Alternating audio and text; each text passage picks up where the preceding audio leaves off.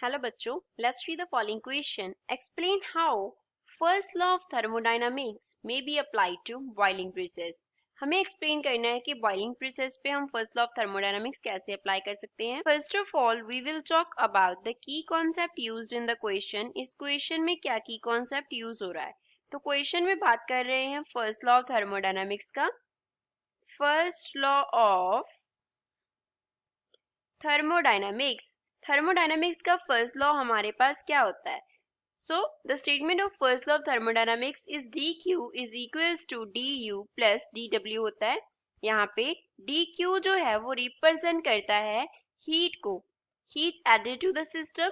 D u क्या है? D u represent करता है चेंज इन इंटरनल एनर्जी को, change in internal internal energy में जो चेंज हो रहा है. डी डब्ल्यू जो है वो रिप्रेजेंट करता है वर्क डन को, कितना वर्क डन सिस्टम से हुआ और सिस्टम पे हुआ. अब क्वेश्चन में हमें जो प्रोसेस दिया गया है that is boiling process. Boiling process में हम क्या करते हैं?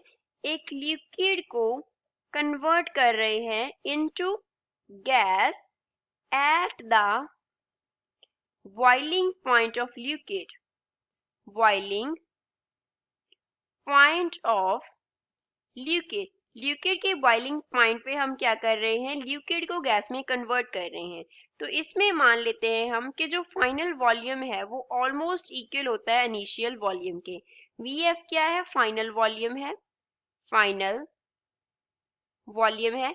एंड वी आई रिप्रेजेंट करता है इनिशियल वॉल्यूम को, इनिशियल वॉल्यूम को. तो डी डब्ल्यू जो होता है वो हमारे पास क्या होता है? Work done is equals to pressure into change in volume होता है. पी क्या है? पी रिप्रेजेंट करता है प्रेशर को, that is constant at the boiling point of the liquid. Pressure constant है.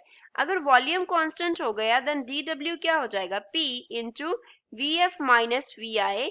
दोनों इक्वल हैं तो वर्क डन कितना हो गया? जीरो. मीन सिस्टम के ऊपर और सिस्टम कोई भी वर्क नहीं कर रहा.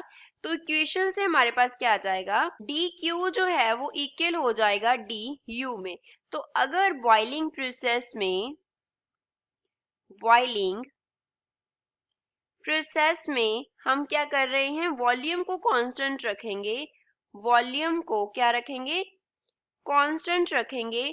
तो जितनी भी हीट प्रोवाइड की जाएगी, हीट प्रोवाइडेड क्या हो जाएगी? That will be equals to, will be equal to change in internal energy, change in internal energy. तो वो जो हीट प्रोवाइडेड है वो इंटरनल एनर्जी के चेंज में यूज हो जाएगी. फर्दर अगर हम क्या रख रहे हैं? प्रेशर को कांस्टेंट रख रहे हैं, बॉइलिंग प्रोसेस है, तो जो हीट प्रोवाइडेड होती है वो क्या होती है? Latent heat. Heat provided is known as latent heat. And इसके लिए जो फॉर्मूला होगा डी क्यू, उसको हम क्या लिखेंगे? M into L. So change in internal energy will be equals to m into L. m क्या है? मास को रिप्रेजेंट करता है. तो फर्स्ट लॉ ऑफ थर्मोडायनामिक्स के अकॉर्डिंग अगर वॉल्यूम को कांस्टेंट रखा तो हमारे पास बॉइलिंग प्रोसेस में क्या इक्वेशन बनेगा? du will be equals to m into L. So this is the final answer for the given question. I hope you understood well. Thanks.